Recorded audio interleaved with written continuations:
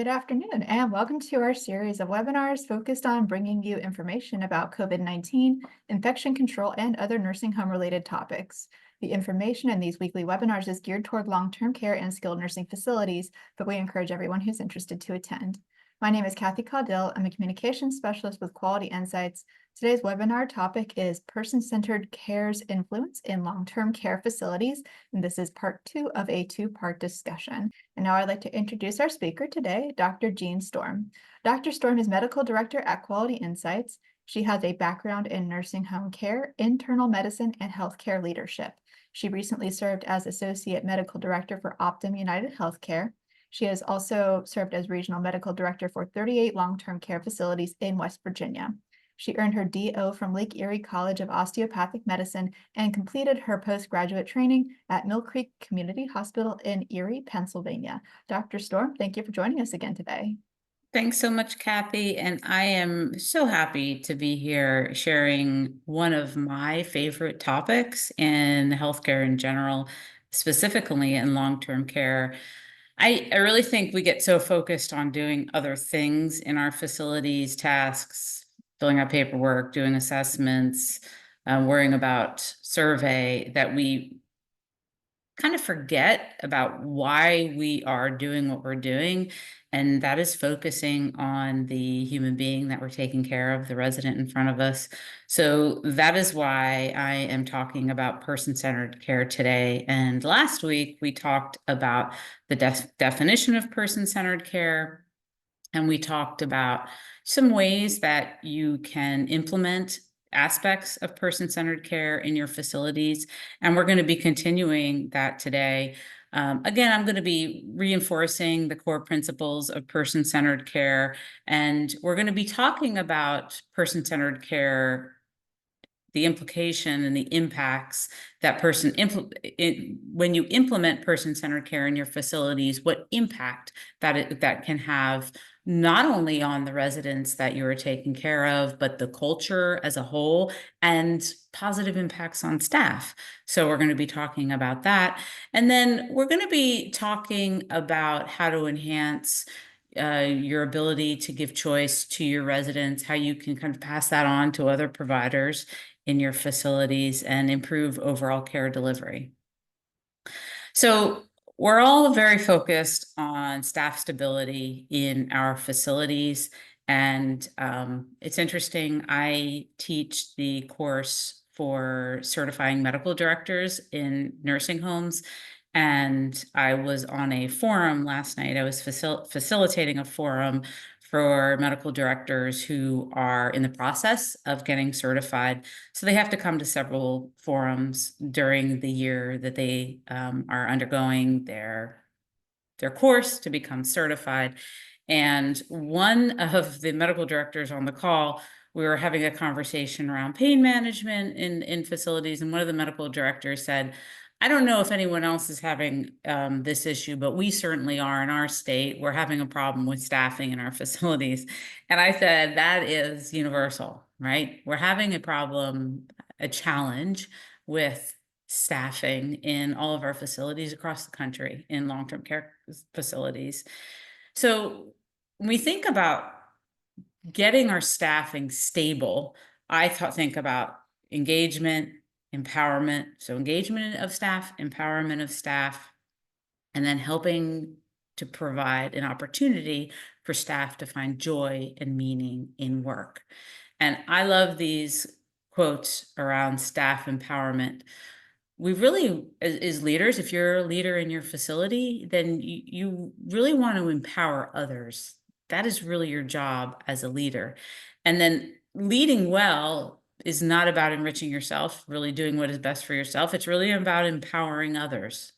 And I love this last quote: if your actions inspire others to dream more, learn more, do more, and become more, you are a leader. And that is really the epitome of empowerment. You know, you are giving your staff that desire to make things better, to improve things in the facility, to improve the quality of life with those residents that they are touching. So when we think about patient-centered care, you might say, well, what does staff empowerment have to do with patient-centered care? And interestingly enough, they are linked. You know, I personally think if you do the right thing for the resident, for the human being in front of you, and everything is going to kind of that comes out of that is going to be positive. So when we empower our staff, which is good, right? We make staff feel empowered in their work, enjoy their work. So when we empower our staff, that increases job satisfaction, and then we have lower job turnover. Studies have demonstrated that, and I'm going to show some studies that point towards that in a little bit. So we have increased job satisfaction, we have greater staffing stability, and then when we have greater staff stability, then we have increased resident satisfaction, and they feel their care is better, and it is better when we have consistent staff, and then we have higher quality of care overall, right? So that's important. This study looked at 1,500 nursing home administrators. They were asked to complete a survey regarding staff empowerment practices, and staff empowerment scores were compared to staff retention rates. And a higher score on staff empowerment index score was significantly associated with higher nursing assistant retention. So when you provide an opportunity for staff empowerment in your facilities, chances are you're going to have higher staff retention. And I love this quote: practices that promote shared and open decision-making, such as having formal processes that allow nursing assistants to contribute ideas on improving resident care and sharing facility-wide management decision-making power with staff, may also promote staffing stability. So this is giving staff the opportunity to provide input into resident care, into facility decisions, all of those things. So when we think about staff empowerment, this was the staff empowerment index. These are the questions that they asked. And so if you answered, often or always on these questions, that meant you had a higher rate of staff empowerment in your facility. And you can look at these questions. I highlighted some questions that I love. Are new staff and residents formally introduced to each other? How many of you do that in your facility? Just a fantastic way to promote person-centered care as well as staff empowerment. You are making sure that staff and new residents formally meet each other. Do nursing assistants know when a resident's care plan has changed? Are they part of that process? Are changes in residents' care made as a result of nursing assistants' input? Should be, right? Nursing assistants are instrumental in the care of a resident, so they should have input. Do nursing assistants communicate with family members to convey or obtain information about residents? Do nursing assistants work with the same residents? Super important. So all of these things, if we implement all of these things into our facilities, we're really creating a culture of person-centered care.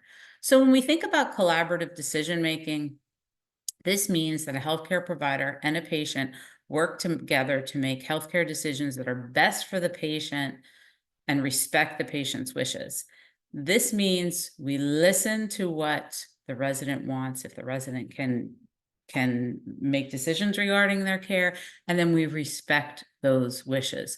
The optimal decision takes into account evidence-based information about available options, the provider's knowledge and experience, and the patient's values. So why is it important? In almost every case in medicine, anything that's going on, there's many options available, several treatment options. It's very gray. It's not black or white. Evidence-based assessments of treatments and intervention often fail to identify one treatment that's clearly superior. And you really have to keep that in mind when you're talking to residents, because you might have your own bias. I think they should go to the cardiologist and get this checked out. The resident might say, I don't want to go see any more specialists. I'm okay to be treated here in the facility. And just because you're saying, I think you should go to the cardiologist, does not mean that's the best. So you really have to kind of be aware of what your biases are. And shared decision-making, it's guided by providers. So we have the whole team kind of involved, and it's going to help patients understand benefits and harms, options, clarify their own values and preferences. And AHRQ has this wonderful share approach, really great to use. And it's SHARE. S stands for seek. So you ask for your patient's participation. Say it's really important that you participate in decisions regarding your care. Help your patient explore other treatment options. Assess your patient's values, their preferences. Would you rather not go see a specialist? Would you rather have everything done? All of those things that we should be talking about and exploring together, and reach a decision together about what the decision is, what the plan is. And then you reevaluate as things change. You reevaluate it going forward. You know, a resident might tell you, it's really important for me to go to my daughter's wedding. That's happening in 6 months. I want everything done until that point. And then, you know, we might continue to be aggressive with care until the wedding occurs. And then something might happen after the wedding. And then we revisit that plan. Do we still want to be aggressive with your care? Is things changed? All of that kind of thing. So it's really important to reassess over time. So shared decision-making can improve the patient's experience of care.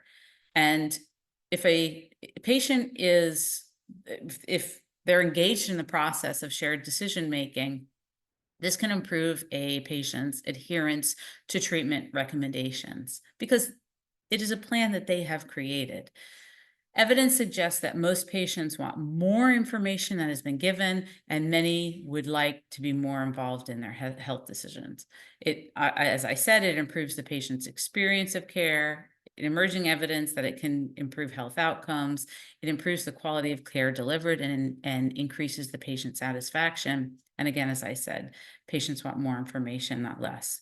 So when we talk about conversation around shared decision-making, I think sometimes it's a little bit of a foreign concept to providers and patients alike. So something happens, say if a resident has passes out in the facility, or they have, decreased eyesight, we can start a conversation around what is going on, and then we can get the residents' input and make a plan based on that share approach, that shared decision making. This is patient-centered care. And I know it's not common, typically something happens to a resident, say they pass out in the facility and they're fine after the event, and maybe a appointment is made for them with a cardiologist, and the resident really there's no conversation around what the plan is going to be. So we can use these conversation starters. Now that we've identified the problem, it's time to think about what to do next. I'd like to make this decision together. You might have a resident who says, I'll do whatever you think is right. And I think this last conversation starter is really great in this situation. You can say, I'm happy to share my views and help you reach a good decision.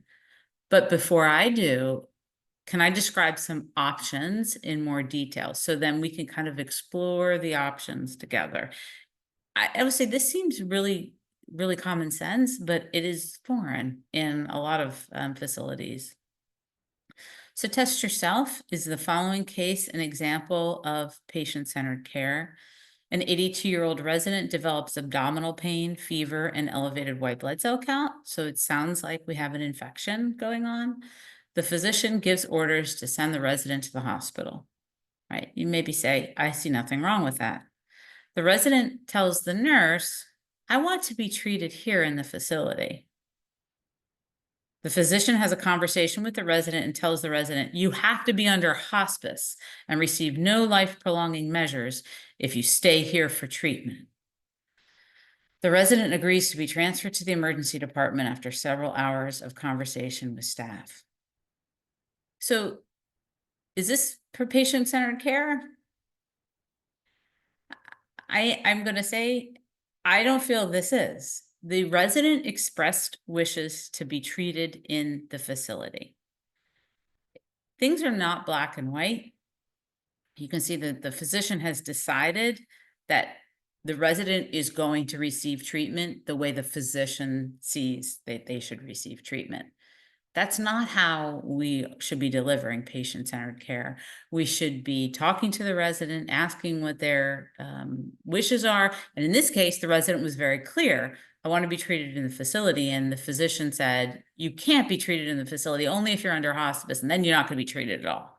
That's not true, right? We give plenty of medications in the facility. We can do IV fluids in the facility and all of these things. And you can see that the resident was eventually talked into going to the emergency department, that was not their wishes. So a better way, we're going to rewrite this scenario in a person-centered care model. In this case, the physician of the resident explains all treatment options to the resident. You say, we can treat here, we can give IV fluids, we can give IV antibiotics, we can draw labs, can do all this. We can send you to the hospital. We could start treatment here. If you don't improve, then we could send to the hospital. Again, many options, many options. Together, the physician and the resident decide that the resident will remain in the facility and IV will be placed, and the resident will receive IV antibiotics and IV fluids. The physician discusses code status with the resident, who decides to be a do not resuscitate. The physician and the resident decide to order an ultrasound and lab tests in the facility, and the resident eventually improves. So this is shared decision-making model. A decision is made together for the treatment plan. So when you implement patient-centered care in your facility, and when you decide that this is what you're going to do, it's really important to assess if change is actually occurring, because you might say, we've implemented this process, but then nothing changes. So if nothing changes, then you have to change your process, right? So it's really important to compare at the beginning, at the end, and I think surveys are really great. So, you take survey from staff and residents before you implement your process, then you implement your process, and then you pick a point, 3 months, 6 months, and you reassess with surveys to see if there's change. You can do listening groups are wonderful. I would encourage you to get residents and families involved in these listening groups. And culture change and patient-centered care can most definitely be included in your QAPI process. This could be a QAPI project. This is a survey a survey question that I found online. Culture change or resident-centered care is an effort to make a nursing home less like an institution and more like a home. Core values include choice for residents, improving quality of care, staff empowerment, and creating a home-like setting. And then you can ask questions. These could be on a survey for residents, staff, and family. And you could ask this question and then implement your process, your patient-centered care, you're implementing the shared decision-making, you're putting into effect your timeline of the life timeline that I talked about in the first part of the webinar, where you're documenting important things that happen in a resident's life. Certain things you can implement, and then you reassess in 3 months, and you can use questions like that on a survey. You can write your own survey questions. This was a question that I wrote around dining and sleeping times. Also things that you could implement. We're going to allow residents to go to dine, to eat when they'd like. Maybe you do one meal and then reassess after 3 months. And you track how successful has the initiative been last 3 months. This one could be given at resident council. So things that you can do to track progress. When you think about language, really important, this could be an educational module that you give your staff. Many healthcare professionals use jargon when communicating with patients and families. This was a study that was done on 200 patients, and it showed that only 29% of patients knew that when a healthcare provider said bugs in the urine, that meant urinary tract infection. So if you call a family member and you say your loved one has bugs in their urine, not many are going to know that that means urinary tract infection. Only 9% knew what febrile meant. Very small amount. So if you say your father is febrile, They will most likely not know what that means. And a cold infection, only 2% understood that. So really important that we use plain language, very clear and simple when we communicate with individuals. Plain language, instead of saying endocrinologist, instead of saying gastroenterologist, you say the stomach doctor, instead of saying you have atrial fibrillation, so you're going to the cardiologist, you say you have an irregular heartbeat, so you're going to see the heart doctor. So really important to keep those things in mind when you're communicating. So when you think about patient-centered care and palliative care and hospice, it just fit together tremendously. And I am a huge proponent of palliative care. And I think a lot of individuals don't understand what palliative care is because they kind of just lump it together with hospice care. It's not the same thing. But patient-centered care is at the heart of both palliative care and hospice because both of these types of care focus on the entire individual, and we're focusing on quality of life. Instead of just living as long as possible at all costs, we're focusing on optimizing quality of life. And interestingly, when we focus on quality of life, we often improve length without realizing it. And that's what the studies have demonstrated with palliative care and hospice, because we are focusing on that patient-centered care model. And that is improving quality of life for individuals. Palliative care is patient and family-centered care. It optimizes quality of life. It means we anticipate, we prevent, and we treat suffering. And I hope that's why many of us went into healthcare. Palliative care throughout the continuum illness, we address physical, intellectual, emotional, social, and spiritual needs. We facilitate patient autonomy, choice, respecting someone's wishes, access to information, telling them what's going on, and choice, giving them choice in their own care. Super important. So palliative care, which includes hospice care, can improve outcomes in older adults if they have complex medical conditions. This has been demonstrated in studies. We have an open discussion about prognosis. Who would have thought that's a good thing? But it is. It makes people feel empowered. It makes people have a better quality of life. It involves getting many disciplines involved. We talk about life closure. I know a lot of people don't like to talk about end of life, but death is a part of life. And so we need to talk about it. And then grief and bereavement support is also offered. I love this diagram around palliative care and heart failure.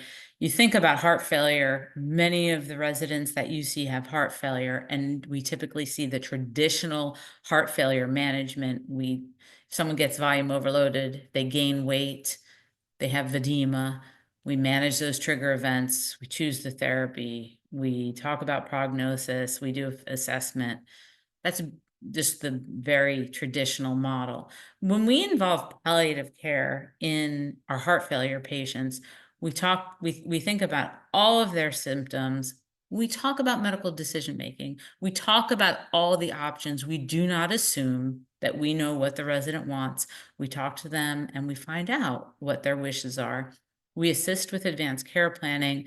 We assess emotional distress, how they're feeling about the diagnosis, if it's a burden to the resident and the family. And then we coordinate care across the patient's care team. We talk to the specialists and we make them understand what the resident's wishes are. They can't decide.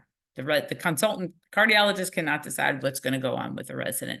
And then we talk about quality of life, improving quality of life for the resident, caregivers, and families. So interestingly enough, you think palliative care doesn't do anything. It does. It improves quality of life, and it's been shown to lengthen life. So a study of over 23,000 patients with lung cancer, 57% received palliative care. And if it was initiated 30 to 65 days after that diagnosis of lung cancer, there was increased survival. Another study looked at patients who were enrolled in hospice due to congestive heart failure, lung cancer, pancreatic cancer, and colon cancer. They had significantly longer survival periods compared to non-hospice patients. So again, focusing on quality of life makes patients live longer. Patients with congestive heart failure who were enrolled in hospice lived an average of 402 days after enrollment in hospice compared to 321 days for non-hospice patients. So we gained life when residents were enrolled in hospice and palliative care. So really important to keep in mind when you're talking to residents and families about hospice and palliative care. I just want to close out talking about equity and patient-centered care. I really think it's important to keep in mind what our biases are when we are talking to residents and families, when we are giving them information, when we're communicating. This was a study, and it was in a critical care unit. So, a different scenario, but I think there are still many educational pieces that can be taken from this study. This involved 20 Black and 19 white caregivers. And these were caregivers of critically ill patients. So their loved one was in the critical care unit, and the providers were having conversations with these caregivers. And the discussions involved advanced care planning. So think about if you're ever having a conversation about advanced care planning with a resident's family, think about how you are talking to that family member. Really impactful. In this case, they found that clinicians provided less emotional support for Black caregivers compared to the support provided to white caregivers. Clinicians shared limited medical information to Black caregivers compared to white caregivers. Clinicians failed to acknowledge trust and gratitude expressed by Black caregivers. And clinicians challenged Black caregivers' preference for restorative care. That means if a Black caregiver said, I really would like to continue aggressive management, which is fine. That is someone's wishes. The clinician was more likely to challenge the Black caregiver who said that compared to white caregivers. So something to think about with our biases. These are just two conversations that I was comparing. You can see the conversation with the Black caregiver as the caregiver is trying to find out more information. But until we get that test result, it's kind of difficult for me. All my questions have been answered regarding what we've discussed so far. And you can see the clinician good, and the caregiver is just kind of still saying things, wanting to maybe get more information or wanting more from the provider.